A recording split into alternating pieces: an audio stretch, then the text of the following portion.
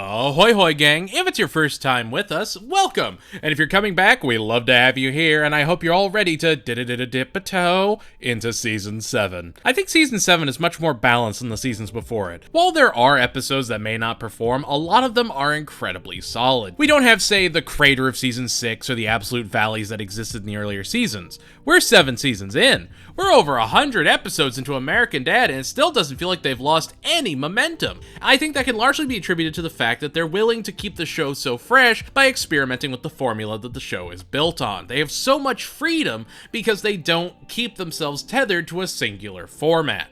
So without further ado, tell somebody named Kevin we're talking about Season 7.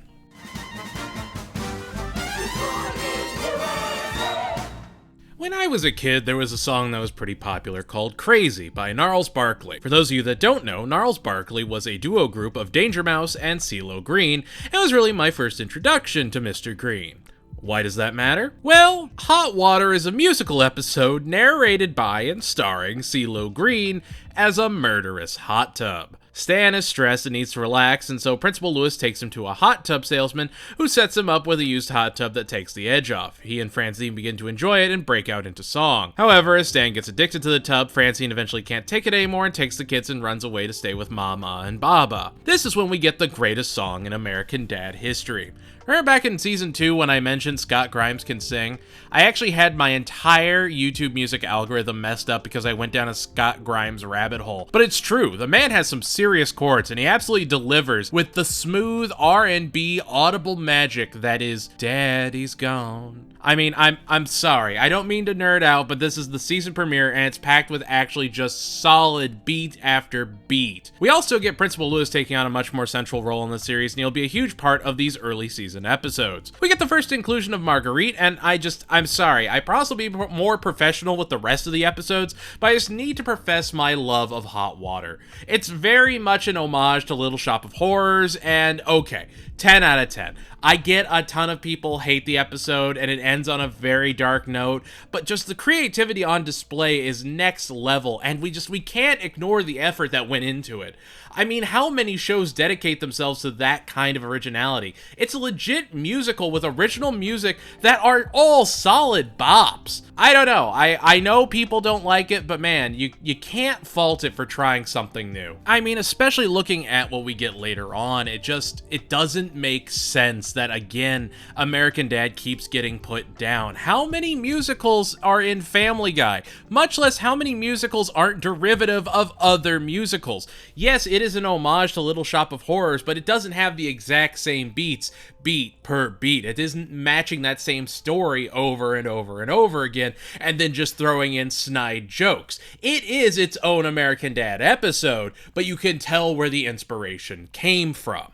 And I think that's something that really needs to be championed, is that here we are, 7 seasons in, and they're not resting on their laurels. They're still trying to reinvent that comedic wheel. And I mean, I know there is the rumor that this episode was supposed to be a potential series finale for American Dad because they didn't know how much more time they had. And I can see that, but also, I don't know. I don't buy into it personally. It could very well be true. Don't get me wrong. We're going to be talking about other potential series finale episodes because they've had it rough.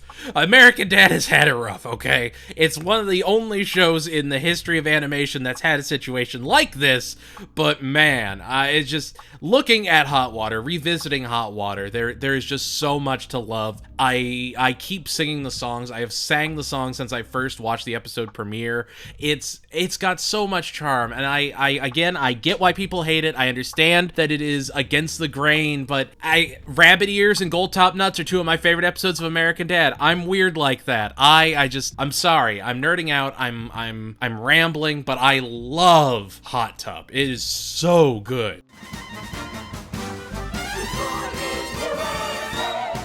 And while we're on the subject of against the grain, it's time to talk about a very special event. It's time for Hurricane. So, Fox had an idea where they would have the 3 McFarlane shows interact by having a narrative spread across all 3. That, of course, being Hurricane Flozell, hitting Stoolbend, then Quahog, and then finally, Langley. This became known as the Hurricane event. If I remember correctly, the planned event had to be delayed due to an actual hurricane coming through, and understandably, it would have been seen in bad taste. Anyway, it starts with the Cleveland show and ended with American Dad, and would be one of the only times Peter Griffin actually shows up on American Dad, even though Stan has more than a few appearances on Family Guy. Overall, and I actually went back and watched the Hurricane, Seashore, Seashell Party, and Hurricane to give this review, American Dad unbiasedly is the funniest of the three. Cleveland Show is a decent enough second, and Family Guy is just an abysmal third. Where Cleveland Show and American Dad have the family coming together to fight the storm itself, Family Guy has Meg tearing into the family for their abuse through the years, then swallowing her feelings when she realizes the family needs a punching bag like her, which is just a horrible message. I say that, and I am perfectly aware that there will be an episode of American Dad with basically that same message, but it works in American Dad because it's not a child that they're targeting with this. It's Klaus. And, you know, all things considered, it makes sense for Klaus to be that character. Anyway, the Family Guy one also has a B story of Brian taking shrooms and tripping to some genuinely horrific imagery, juxtaposed between Cleveland Jr. not believing in God and Stan believing himself too much and his old college javelin. It just feels so out of place and horrid. That's, you know, it's not to say that Cleveland Show is too much better, but it's, you know, it's forgettably okay. I have not gone back and revisited the Cleveland Show all that frequently. I watched it when it initially aired. I may talk about it, but it's a pretty difficult show to talk about without talking about the problematic elements to it. But there's a lot to really appreciate about Cleveland Show that I don't think we really can see anymore, that we don't talk about anymore. I mean, the Cleveland Show is a show that got David Lynch, of all people, as a recurring character. You had Bryan Cranston. It has so much. Robert Rodriguez was a guest character. There's Kanye West, will.i.am, back right after graduation. I mean, like, there was a lot to really appreciate about Cleveland Show way back in the day. And it's just, you know, it just kind of falls off. But for the sake of the Hurricane event, the Cleveland Show special was, as the kids say, mid. And when we talk about the American Dad portion of the event, there's just really not a ton there to talk about. That's not to say it's bad at all. It's actually a very solid episode. We get Kristen Schaal as a special guest for the episode, playing Roger's date, and honestly, the story is basically just the house gets flooded, the family are trapped and have to escape, all while not listening to Stan, who keeps getting them into more and more danger. Eventually, they make it out. Stan confronts Cleveland as their house was dragged to stool bend, and then Peter shows up, they get into a standoff, and the event ends. The only thing I really took away from watching these is that American Dad understood the assignment. The episode feels thematic, has dark tones, the hurricane itself is very much an outside threat to the family, and they have to come together and face it, and it works. Overall, Cleveland Show's Hurricane Special is light and non-committal. Family Guy is just dark and depressing, showcasing horrific graphics and very little, if any, jokes. And then American Dad brings it home with dark comedy that would only work in the series, as it kind of references Poseidon Adventure, but not quite. And I think that's what I love so much about it. It takes all these bits of homages, but it never dedicates itself all the way. As a whole, the Hurricane event is maybe a 4 out of 10, and you really only need to watch it if you want to get the last joke of Hurricane. But Hurricane is a solid 9 out of 10 that shows American Dad has never been stronger or weirder.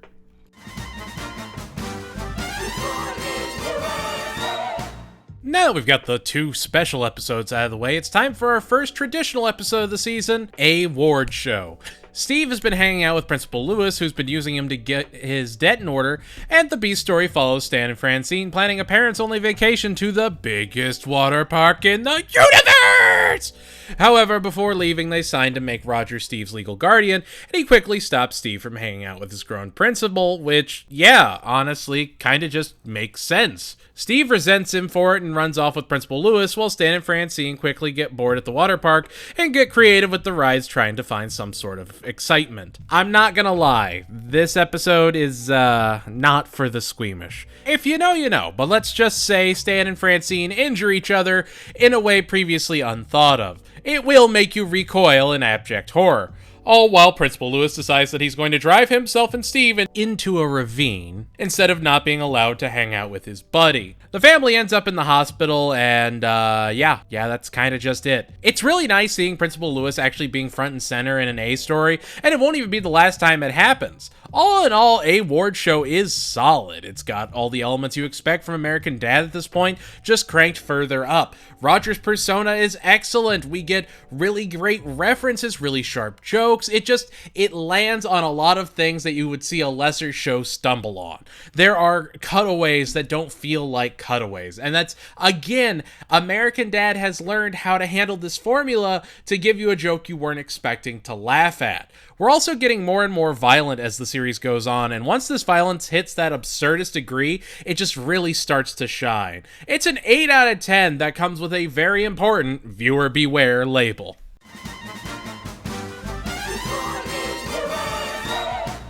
Oh boy, this is an episode. Stan is desperate to be the best man at a friend's wedding since he's never been one before. He decides to hook Principal Lewis up with the Superintendent Riggs, who was in the previous episode as well, but she's actually played by Angelica Houston, who most would recognize from her role as Morticia Addams in the Addams Family movies. She would actually play other characters in the series as well later on.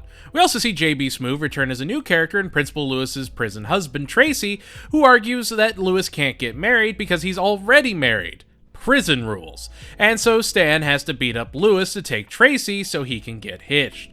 The B story has Roger finding an old witch in a clothing store that crafts him the best shorts ever made that make him look way less frumpy.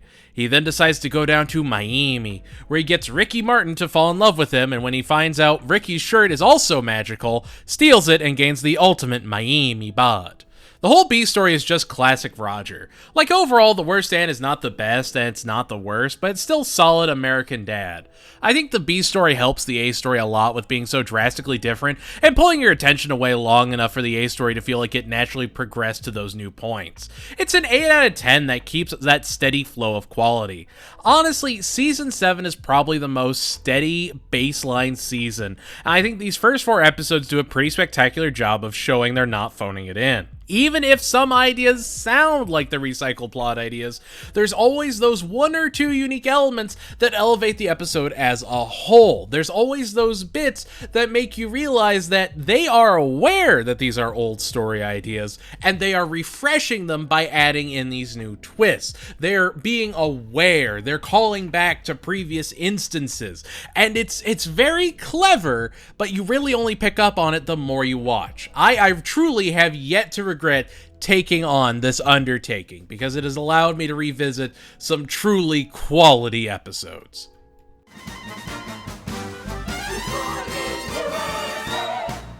Buffy's own Sarah Michelle Gellar guest stars in this episode.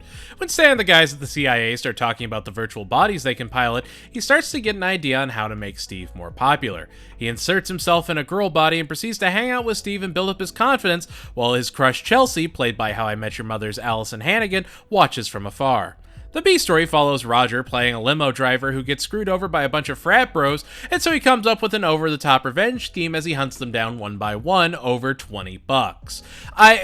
You're probably aware of the A story. You are almost definitely seen it. You have seen it in a short where Stan is doing all these really explicit dances in front of his son, and this, that, and the other. What really saves this is the B story. Roger hunting down these frat bros in the most absurd ways, all because they stiffed him unfair. It just works so much better because, like I've said before, you always have your generic story with a little bit of a twist, and then you usually have just a completely absurdist story to juxtapose it against. And I think that Virtual Insanity is a perfect example of that. Because at its core, it's just Stan trying to reconnect with Steve, but it's through virtual technology at the CIA, much like how Steve's afraid of growing up, so they get him a growth serum back in 1600 Candles. Here, again, you just have Roger hunting these guys down for no reason. He's attacking them on a plane. He's just going after them. But predictably, Stan takes the virtual dates too far, and eventually Chelsea loses interest and Steve comes out still alone, but the confident nerd we all love him for being. There's not really a ton to talk about with Virtual Insanity. It's just kind of there. Obviously, there's parts where it can be uncomfortable, but honestly, I found myself wishing the virtual date girl story was the B story and Roger getting revenge was the A story. It just seemed more fun, but that's not to say that both aren't done well, as they can be. All in all, it's just a 7.5, 8 out of 10 episode that is really saved by the Roger story, and, you know, it's a little bit of a dip, but it's not really a big one. It's just, you know, it's noticeable.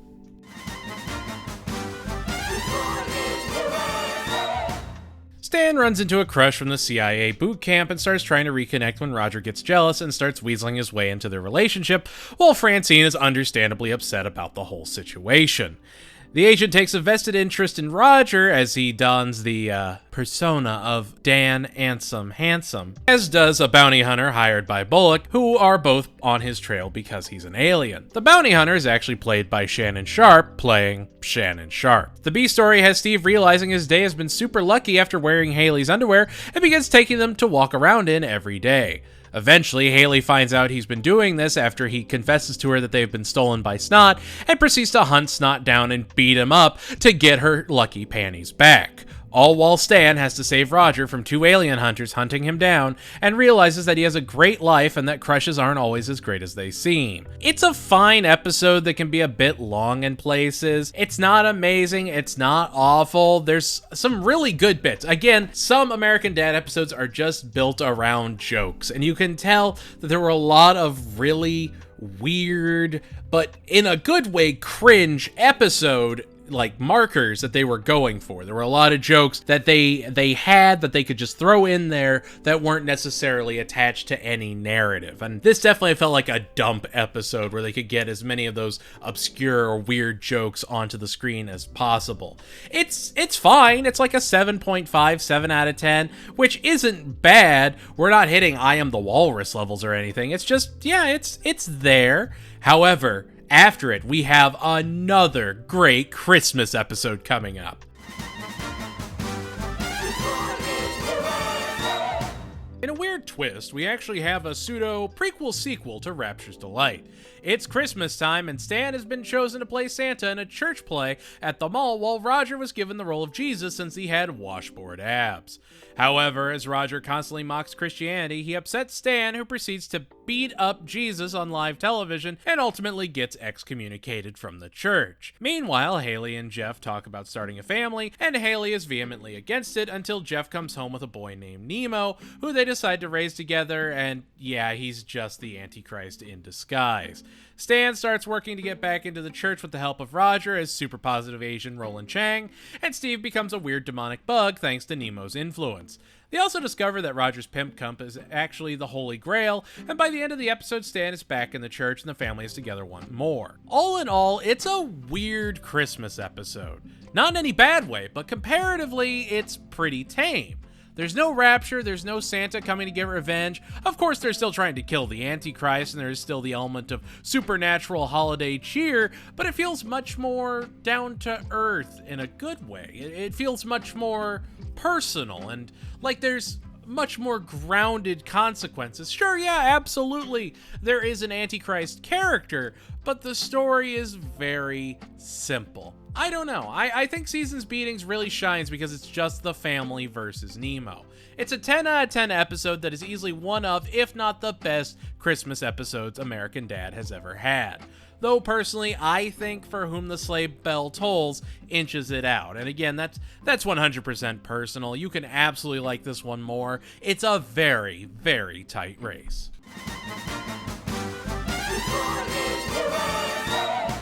When Stan gets beaten up at a movie theater and Steve goes to get an usher instead of actually helping him, Stan begins to think Steve isn't brave or strong and begins to shun him. Meanwhile, Francine is afraid that she's pregnant again, and they actually bring up Stan's weird vasectomy he got in a previous season.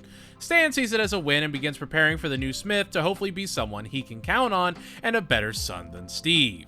Steve asks Roger to help him prove that he's brave, and so he becomes Greater Chimdale County Man, and the two go out to try and film his heroic deeds. However, when it comes time for the big reveal, Roger passes himself off as the hero instead of Steve and steals the thunder, leaving Steve to go out and try to improve himself yet again, eventually showing Stan he is the brave hero he wanted him to be. The bare bones of the episode are simple to understand and easy to explain, but what makes this episode a 10 out of 10 is that the jokes are next level. Maybe Baby is in this episode. It has some of the best Roger cuts. The stuff with Sully Sullenberger is terrific. Like, the episode is greater than the sum of all of its parts because it takes what could be a season 1 or 2 idea and elevates it to what we expect from season 7, with insane jokes and wild diversions from the norm, including reciting the Pina Colada song several times over, as well as including a bit with Quagmire of all people, which is really kind of interesting to see a post-character assassination Quagmire showing up in American Dad of all places as Dr. Vadgers. The Unbrave one is outstanding and really shows how the season has this cohesiveness to it. There's a steady tone to the season, and outside of 2 episodes, I think it maintains itself incredibly well.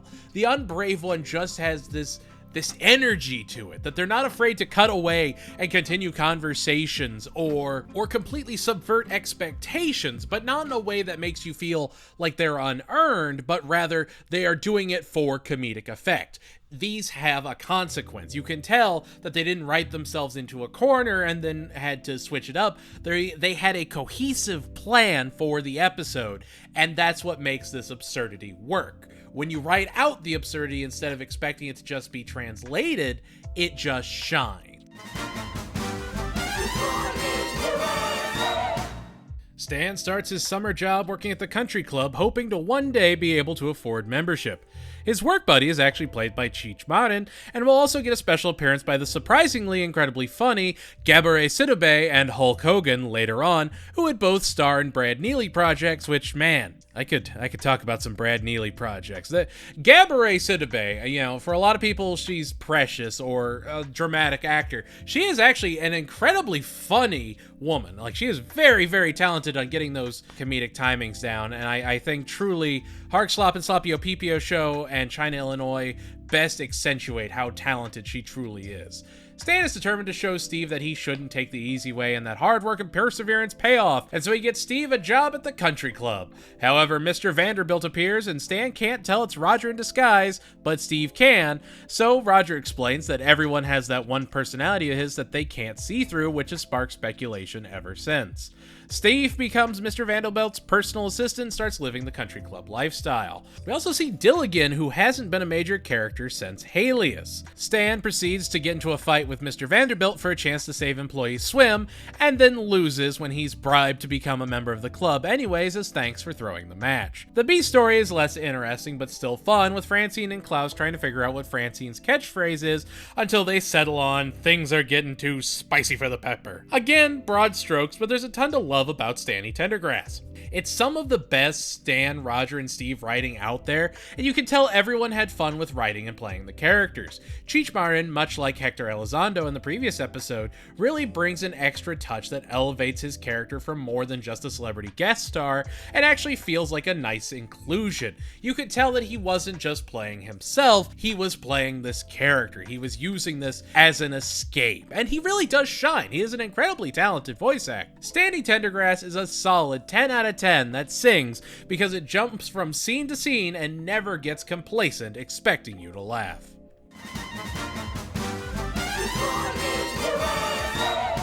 Heels and the Leg Man front and center this time. They have a fake detective agency but real cases, and we actually see Lorraine again, still played by Niecy Nash, after she threw acid on Francine's face. Anyway, Steve can't deliver bad news, Roger takes the make-believe too seriously, and Stan has time off and is bored out of his mind, so he decides to bond with Steve by joining the agency as Papa Wheelie, which is actually a callback to an earlier episode. The B story is Francine and Haley taking cute pet pics of Klaus to submit to a website to hopefully win a prize. The agency then begins looking for what a key could go to, and understandably Roger gets fed up with Stan trying to insert himself over and over into the case, and eventually has Steve attempt to kick him out. I don't want to go too in-depth on this episode because I feel like the twists and turns actually make the episode better, and I do encourage each and every one of you to watch it on your own. That being said, the cast for this one, outside of Niecy Nash, is really just the core voice actors, and their range should be celebrated. It never feels like they're talking to themselves, just as different characters, and you can tell everyone is very much trying to make the episode work. The episode is another 10 out of 10, which might be our first 10 out of 10 in a row, but it's really well deserved since these episodes are just so strong and strike at the core of what American Dad is. Wilson the Lake Man keeps going on a bit that could have been left on the writing room floor. They have fleshed out Wilson the Lake Man as characters. You understand that when you hear that bow bow bow bow bow bow bow bow bow, you know what you're getting. You know the nonsense, because they never really solve any cases, and if they do, they're incredibly nonsense cases. These episodes feel like they could be in the Fox or TBS eras, and it just goes to show how aware the writers are of what makes this series so special, what makes it sing.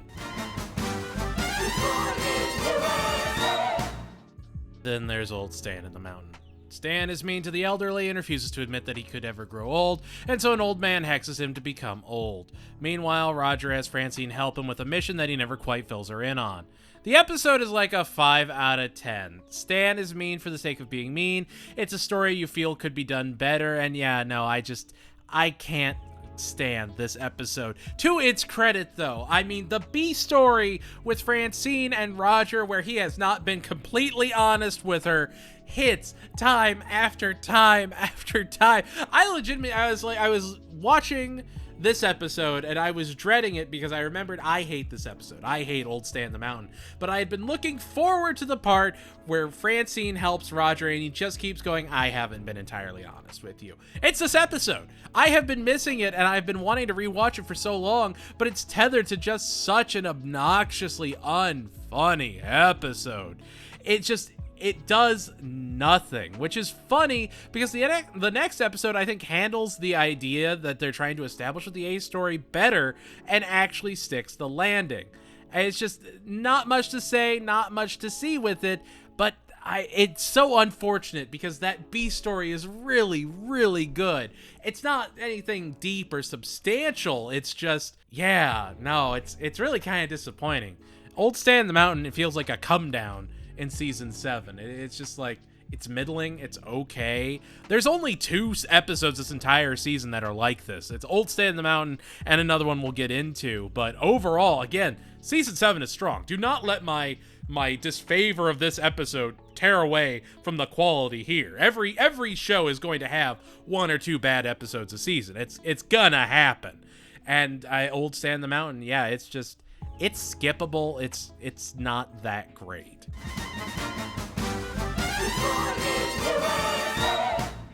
Steve is proud of his grades, and Stan wants him to be more athletic. We've seen this before. However, this episode, they focus on Stan's run as a wrestler when he was younger, and his record while he gets a wrestling team put together at Steve's school for Steve to eventually follow in his footsteps. While the team is doing well, Steve continues to lose, and a star is born, Barry, who begins to creep dangerously close to beating Stan's record, all while Principal Lewis bets on Butterball Barry's matches. And as Barry gets closer and closer, Stan has Roger come in and pretend to be a foreign exchange student to beat Barry and proceed to keep winning until he almost takes Stan's record. Stan goes back to high school to compete against him and keep his record intact, while Francine laments that she doesn't care and just wants him to stop talking about it like it's his entire world. It's a much better episode about preserving one's vanity than Old Stan in the Mountain. It really accentuates how Stan holds on to these achievements for just way too long, and how while Roger does like the spotlight, he does also still care about the family and wants to do things to help, say, Francine move past this point. There's not really a B story. Everyone is sort of involved in the A story to some degree. And overall, I really enjoy The Wrestler and think it's a solid 9 out of 10 episode. We're also getting more credit scenes, like not after credit scenes, but instead of just cutting to black, which I think is a very nice touch, they actually add in those 1 or 2 extra jokes that play off references earlier in the episode. It gives the show a chance to sprinkle in just that one last joke to make sure they can catch you with that last laugh to carry you into that next episode. Klaus is a trained therapist that no one talks to and instead turns to Roger's persona, Dr. Penguin, who gives the entire family bad advice, telling Steve to hide his new relationship, stand to pretend to like Francine's cooking, etc.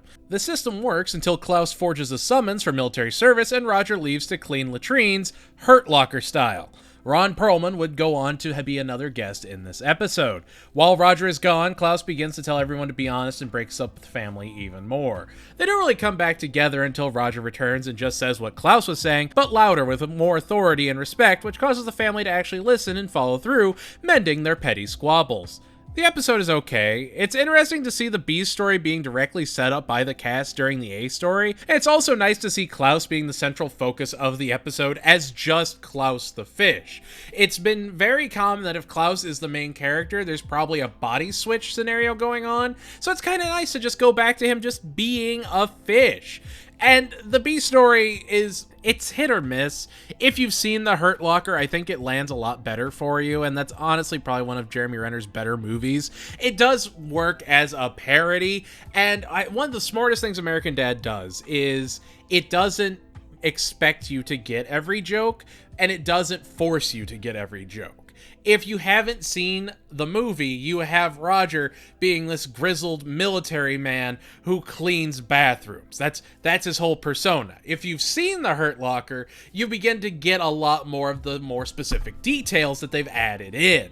It's not like Family Guy Cutaway in Blue Harvest or something like that. It's actually an homage, much like what we saw in Hot Tub. They know the source material and they're building off of it in a way that it stands up even though the episode is over a decade old. The episode as a whole is a 7 out of 10 that holds up only because it's a more inventive episode than most, especially with the dedicated parody to The Hurt Locker.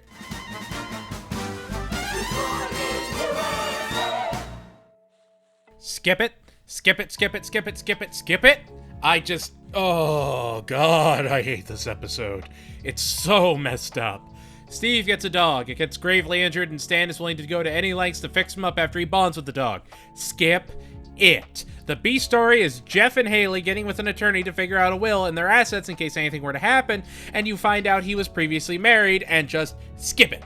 2 out of 10. Skip it. Don't worry about it. You'll be fine without it. Skip it. It is not badly written. It is not badly acted. It is not controversial or racist or anything of that nature. Skip it. It is horrifying and doesn't work. Just imagine season 7 only has 17 episodes. See? 2 7s. Everybody wins. Skip it. Don't do it. I know you think, oh, he's having a gaffe. Don't worry about it. No. That little chicken leg, baseball glove having dog haunts my nightmares. I am trying to do you a civic service by telling you to skip this episode. I am doing my charity for a millennia, telling you that this is an episode you do not need in your life. Stan's best friend is there is no defending it. There is no standing behind it. Like, okay, sure, it's got the dad from Just Shoot Me in it. Hey, isn't that great? It's bad. It is so bad. It is, no.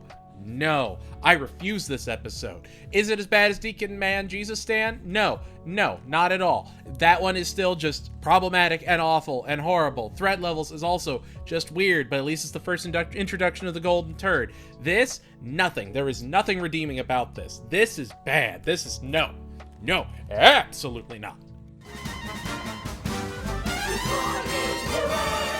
Did you skip Stan's best friend? I will not leave this alone. Skip it. Don't you dare go back and watch it out of spite. I know you.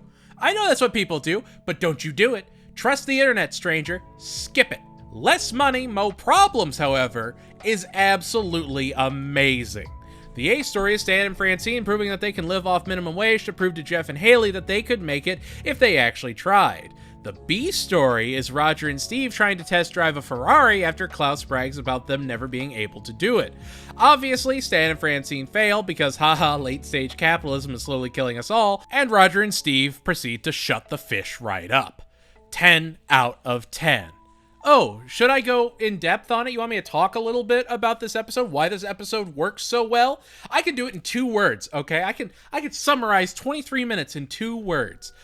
Bob Odenkirk. Bob Odenkirk, who most people know from Breaking Bad and Better Call Saul, is actually one of the sharpest comedic minds of the modern era.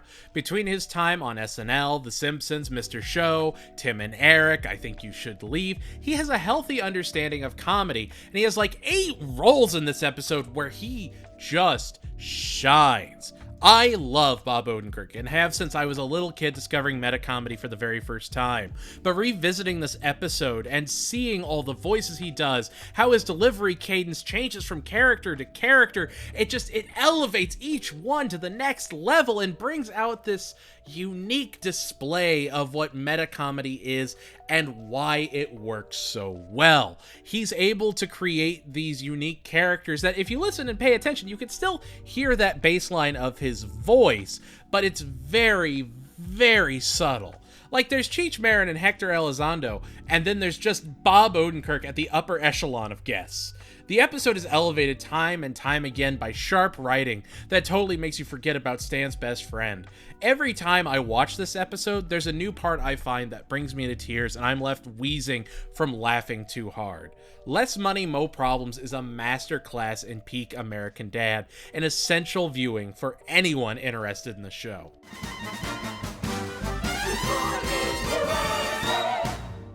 The kidney stays in the picture is not essential viewing. Haley blows out her kidney with a night of drinking with Francine and a friend and needs a new one. Francine reveals to Stan that Haley may not even be his, so they go back in time to try and figure out if Haley is Stan's daughter or not, and yeah. I don't know. I don't like that they question her paternity. We've just been given so many times that she looks and acts just like Stan that they didn't need to do this. We have seen how she went from being just basically a mini Stan into developing into her own person. She looks like him, has the same mannerisms, and so to effectively have this rug pull is, I don't know, it felt kind of undeserved. It felt just mean for the sake of being mean to Stan. Yes, it did line up with Francie's partying ways and everything. It just, I don't know. I wasn't a huge fan of it, but this will also come up in later episodes, albeit briefly. The one saving light of this episode is Roger. He has a ton of brilliant moments throughout, including the acid dance and him grooving to Hip to Be Square by Huey Lewis, but overall the episode is just okay. It's like a 5 out of 10 that's just kind of there. It does also show off the science guys at the CIA again, but it's not nearly as great as, say, their first appearance or anything. It's not Stan's best friend's level of skip, but it's just not essential either. It's just kind of there.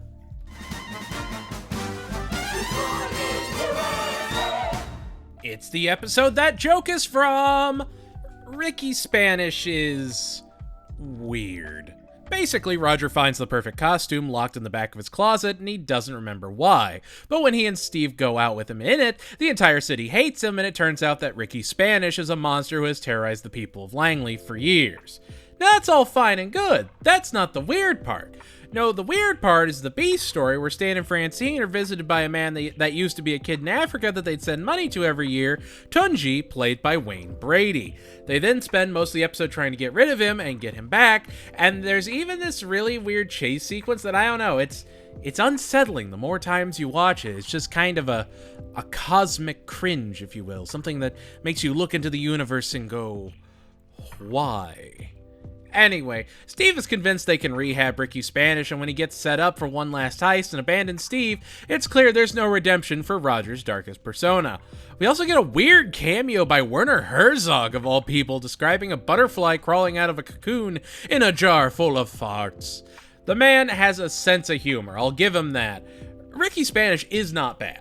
It's just one joke that's stretched very thin, but it's a very strong joke. Like, they take a lot of moments to cut away and give you that Ricky Spanish. And there's just that kind of, not nuance, but element of they know what they're doing, and they do go over the rule of threes, absolutely, but they go over the rule of threes to such an absurdist degree that it works. It's almost like they circle back around, and Ricky Spanish starts to work again. It's just that it never really sticks that landing, and so overall, it's like a 7 out of 10.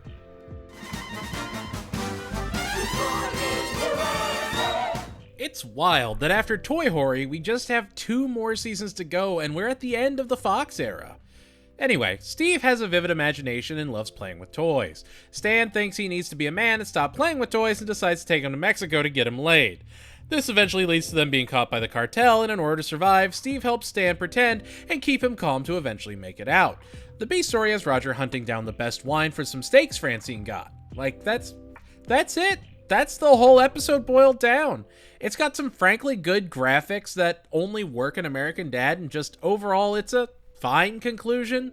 It's nothing groundbreaking, nothing memorable like Joint Custody or Great Space Roaster. It's just kind of there, which deep down I kind of feel it's disappointing, because season 7 has otherwise been great, and then to have this episode that just kind of feels like it keeps going and never really has those moments where you're like, oh, that's so funny, I'm so glad we get to cut away to a different part of the story so I can catch my breath and come back in. It just kind of keeps going. Just keeps, I'm gonna say it insists upon itself. I know it's a weird thing to say, but it's the best thing I can come up with, is it insists upon itself. It keeps going, and then it ends. It's, I don't know, it's maybe like a 6 out of 10. It's okay.